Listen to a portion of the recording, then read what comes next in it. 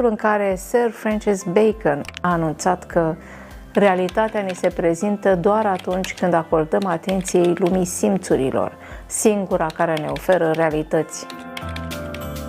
Ironia este că lumea simțurilor ne relevă de fapt mai puțin de 1% din tot ce există.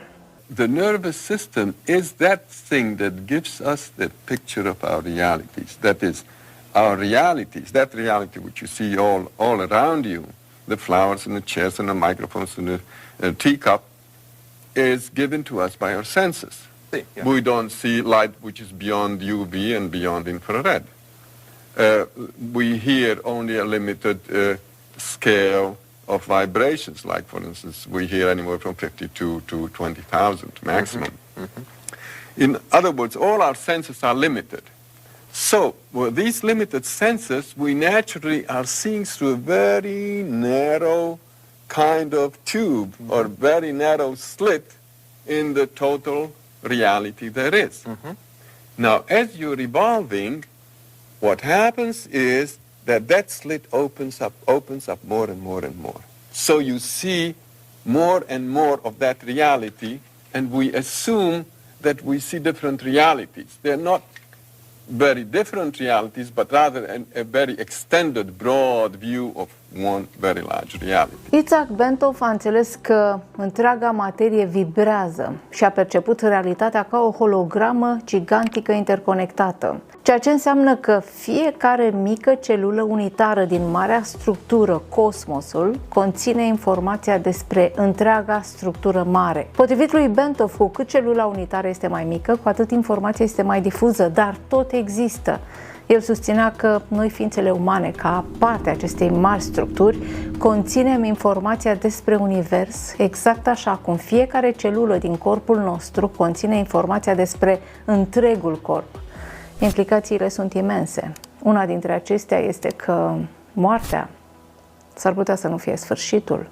We have this notion of a soul. Most people weren't talking about the soul. It's a kind of non-physical thing, highly theoretical. And so when you go to church, you take this soul out of the closet and polish it up a little bit, and then you go to church and you are one with your soul. Then you come back and put it back in the closet till next week. So that's about the idea of a normal person, the soul. But actually that's not the case. I mean, we don't have souls, but it's just the other way around. A soul has us. So that is that thing that evolves, the permanent, eternal thing is the soul, and the body is a kind of disposable thing. That is, you use a body like a car for 80,000 miles, 100,000 miles, and you junk it, and that's it, you get another one. So it's the driver is the soul who uses the body for a while, and then he runs it into the ground, and he gets another one sooner or later. And so it's the soul which is experiencing evolution, and not our personality, not our physical existences. That is, the soul is the repository of information that we gather during a lifetime. Well, I'll tell you, maybe we should draw another diagram. Physical bodies are here, another physical body, another physical body, and this is Joe, and this is Jim, and this is Sarah, etc. Now, clearly, this is the physical level, yeah? Now, on this physical level, we're all separate. You sit there, and I sit here, and we're all separate. Now, let's draw another level. This level is slightly higher, and let's call this the level of the soul, yeah? Well, there will be some mingling here. Let's draw this person as extending to practically infinity this way. Now, look what happens. At the physical level, we're separate, and there's this much distance between us. Let's say that on the soul level, this person extends this much, and the other person gets slightly mixed in with him. That is, the souls are, in a way, in touch with each other. Okay, they overlap, these two lines. Now let's go now to a higher level, and let's call this, say, the level of the higher self, which is kind of a boss of that soul. There, what we find is that this fellow's higher self extends this much, and the other fellow extends this much. There is more overlap between them. Right. On the very highest level, which is the high spiritual level, we are basically overlapping completely. Everybody is overlapping everybody else. In other words, everything and everyone is everywhere. In other words, we've become omnipresent. This is the state of highly spiritual perfected beings, or gods you may call them. Okay? Okay, and so that we exist on all of those simultaneously. On all of those simultaneously, So then, but we're not aware of that. In your view, then, if when we see each other as separate entities, that's only seen on one plane of reality. Correct. And so whether we like it or not, we're all evolving towards godhood. But you know, it takes eons, so don't hold your breath. Is that the purpose of evolution? Naturally. Because at that point, you start understanding how the system works. And one of the good things about this system is that the system wants to teach you about itself. What does It's it a want good to teach you? system. Yeah? Yeah. What does it want to teach you? Well, if you are omnipresent and you're all-knowing, that is the state which the system wants you to be in. Because the system is an intelligence or information gathering system. And it's also freely distributing that information. In your view, Yeah. we all started off somewhere a long time ago in which there was sort of undifferentiated matter, which slowly, millions and millions and millions of eons, evolved until a very complex organism that we now call a human being. And it has a nervous system which we at this particular point in time understand as being sensitive to certain levels of reality through our eyes, our ears, our nose, other sensory perception. And that's sort of what we call material, ordinary reality that enables us to drive cars and do our work every day. However, there is an evolutionary movement that will continue to push us beyond where we are today. And the thing which is going to be pushed is our soul, and that at some point we will have these experiences of elevated consciousness in which higher realities are not only seen but lived, and ultimately we come into perfection. Whether we like it or not. Yeah? Can we speed that up by doing anything? Yeah. Well, you use the meditative techniques which push the nervous system a lot faster than the normal evolutionary rate. Those techniques are available, but you don't need to do anything. It's going to happen anyway. It's going to happen.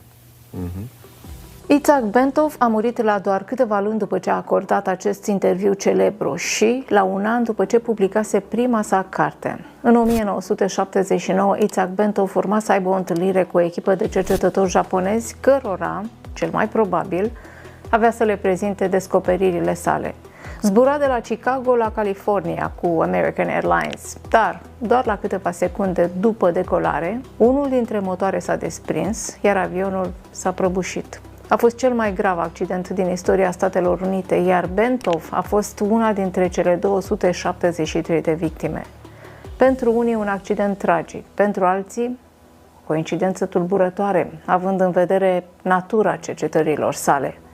Dar moartea nu i-a îngropat cunoașterea. A lăsat 2 cărți excepționale, Pe urmele pendulului sălbatic și cartea cosmică despre procesul creației.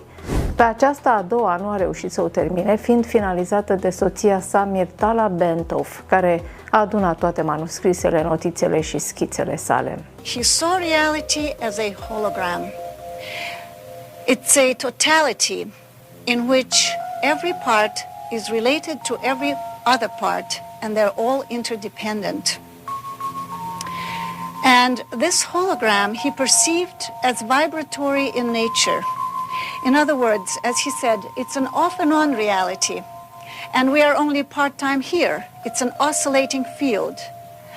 And it may appear to us as a continuous reality, whereas in fact it's like a film composed of separate frames. He looked at reality as a whole as consciousness itself. Consciousness in the state of evolution, of unfolding itself to know itself. And there is nothing outside it. so that the physical reality, the manifest world, is only another expression of that reality, which is consciousness or existence itself, aware of itself. And matter is then another expression of consciousness at different levels of evolution, so that one can look at reality as being composed of an innumerable number of levels of reality, each level having its corresponding level of consciousness. And reality is perceived by those who are experiencing it only on the level of their own evolution of the nervous system. Ben designed this diagram of the levels of consciousness in creation because every level, as we saw before, reflects a state of evolution of matter on that level. And there is an indigenous population on all these levels that relates to that level. And our human band is only over here. So he looked at consciousness in its totality. If this vector here represents the quality of consciousness, this one represents the quantity of consciousness, or the capacity of a nervous system to react to stimuli. So here we put the atom, the virus, the plant, and an animal, and finally a human being. So this is where we are in the range of things, and there are many other levels above, and of course it's all going towards the ultimate state of the absolute that we talked about before, and they're all contained within it. Consciousness is modular. A larger consciousness contains a lesser consciousness. We also see here these curves, and these are called energy exchange curves, and they peak in the middle of each band, which means that the interaction with the environment here is the highest. And I find myself, and you find yourselves, in this physical reality because our energy exchange curve is highest in this level. However, we can also interact with the neighboring realities, but as you can see, the curve here tapers off so that we're not interacting as clearly and as well in those other realities, but still we do. And our nervous system is capable of spanning all these levels, except that we seem to be tuned only to this physical reality. And like a radio set, we can receive all the others, but we keep listening to this one. But it's up to us to tune into all the others as well.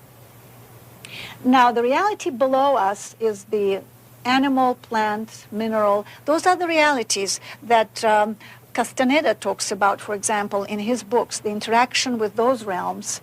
And the upper part is interacting with the next level to the human band, which is the so-called emotional level or astral. There are different names for these levels, and it doesn't really matter as long as we know what it means. And the next level is the mental, then the intuitive or causal, and so forth. There are certain characteristics about these levels, and we interact with all of them, and we can function in all of them. The one next to us is the emotional level, and this is where we go in sleep. As Ben said, this is a preview of coming attractions, because when we die, this is where we go, and we all interact on this level.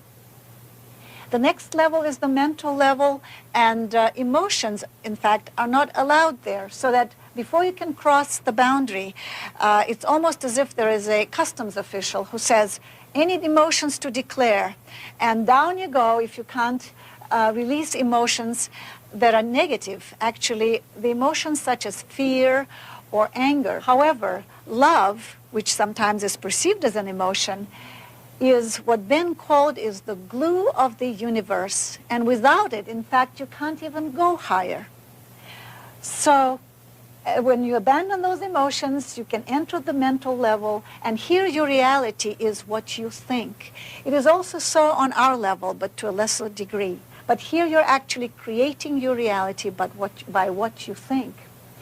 The next level is the intuitive level, and this is where we all interact, and people of creative professions particularly visit those areas, and on that level they pick up a lot of information and they bring it down. The creative aha moment of discovery, for example, of an inventor